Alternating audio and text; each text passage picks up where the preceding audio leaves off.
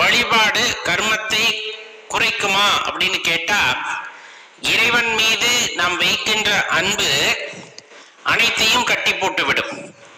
நாம் சில எதிர்மறையான கர்மாக்களை ஆற்ற இருக்கின்றோம் என்றால் அதனுடைய பயணிப்பதை தவிர்த்து கொள்ள அதையெல்லாம் உதவும்.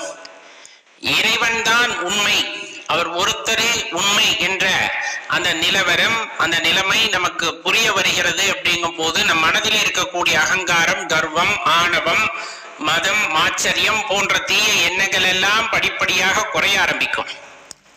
அதன் விளைவாக நாம் செய்கின்ற எதிர்வினைகள் எல்லாம் கொஞ்சம் கொஞ்சமா தாமதப்படும், மத்துப்படும், அப்படியே நின்றுவிடும். அவ்வாறு ஒரு மனிதன் பக்குவப்பட வேண்டுமே ஆனால் இந்த இறை பக்தி அங்கு அவசியமாகிறது. ஏன்னா கர்மம் நாம் செய்ய வந்ததை செய்து கொண்டிருப்போம். இன்றும் நிறைய பேரை பார்த்திருப்போம். பணத்திற்காக ஓடுவார்கள், புகழுக்காக ஓடுவார்கள், அதிலே மயங்கி அதுதான் உண்மை என்று ஓடுவார்கள். இந்த மாதிரி ஓடிக்கிட்டே இருப்பாங்க. ஒரு காலகட்டத்துல இதெல்லாம் நம்மை விட்டு நீங்கிவிடும். பணமும் நீங்கி விடுகிறது, புகழும் நீங்கி விடுகிறது. இந்த மாதிரி நீங்க என்னத்தை சம்பாதிச்சா நினைச்சீங்களோ எல்லாமே நம்மை விட்டு நீங்குகிறது. அப்படிங்கும் போது ஒரு பய உணர்வு வரும். அப்ப இதெல்லாம் நிலை இல்லையா? அப்ப இதெல்லாம் நிரந்தரம் இல்லையா? அப்போது இதெல்லாம் தொடர்ந்து என்னுடன் இருக்க போவதில்லையா? அப்படிங்கிற அந்த பயமும் பதட்டமும் மனதிலே தொற்றிக்கொள்ளும். அந்த நேரத்தில் யாரை பிடிப்பது அப்படிங்கறத தேட ஆரம்பிப்பாங்க. பணம் விட்டு போகுது, பதவி விட்டு போகுது, புகழ் விட்டு போகுது அப்படின்னா அலையாத கோவிலுக்கெல்லாம் அலைவார்கள், போகாத கோவிலுக்கெல்லாம் ஏறி இறங்குவார். அதுவரையிலும் இறைவனே இல்லை என்று சொன்னவர்கள் எல்லாம் போய் சாந்தி பரிகாரம் செய்வதற்காக ஆலயங்களிலே வரிசை கட்டி நிற்பார்கள்.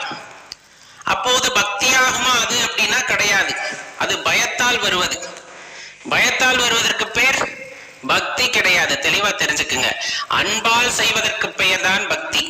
அதனாலதான் சொல்லப்படுறது, எந்த புகழின் உச்சியில் இருந்தாலும், எந்த அதிகாரத்தின் உச்சியில் இருந்தாலும் தெளிவாக தெரிந்து கொள்ள வேண்டிய விஷயம், நான் என்பது யார் என்பதை அந்த கணத்திலிருந்தே உணர முற்படுதல் அவசியம். எப்பொழுதெல்லாம் நாம் கர்மங்களை செய்கின்றோமோ அப்பொழுதெல்லாம் இறைநாமத்துடனே செய்ய வேண்டும். எல்லாம் இறைவன் செயல். இறைவன் செய்விக்கின்றார், அடியேன் செய்கின்றேன். இதற்கும் எனக்குமான தொடர்பு அப்படிங்கிறது கொஞ்சம் கூட கிடையாது. நான் ஒரு கருவியாகவே இங்கு செயல்படுகின்றேன் என்பதை மனதில் நிறுத்தி கொண்டு ஒரு செயலை நாம் செய்கின்றோம் அப்படிங்கும் போது அதற்கான பலனை நாம் எதிர்பார்க்க மாட்டோம். அவ்வாறு பலனை எதிர்பார்க்காமல் ஒரு வினையை ஆற்றுகின்றோம் என்னும் பொழுது அந்த கர்மம் படிப்படியாக குறைய ஆரம்பிக்கின்றது.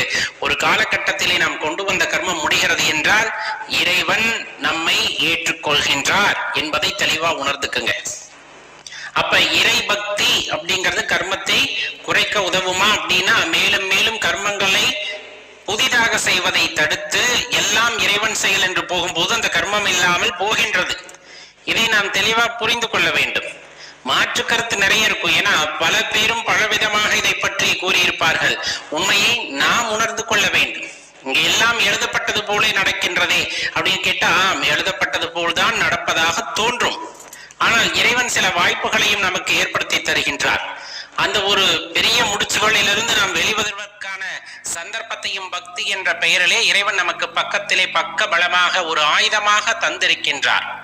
அதை நாம் பயன்படுத்தும் போது நம்மை சுற்றி எதிரிகளால் போடப்பட்ட முடிச்சுகளை மெதுவாக நம்மால் கட்டவிழ்க்க முடியும். அவ்வாறு கட்டவிழ்க்கும் பொழுது நம் வாழ்க்கையின் சூக்ஷமத்தையும் நம்மால் உணர்ந்து கொள்ள முடியும்னா அதுல மாற்று கருத்தை நீங்கள் கொள்ள வேண்டாம்.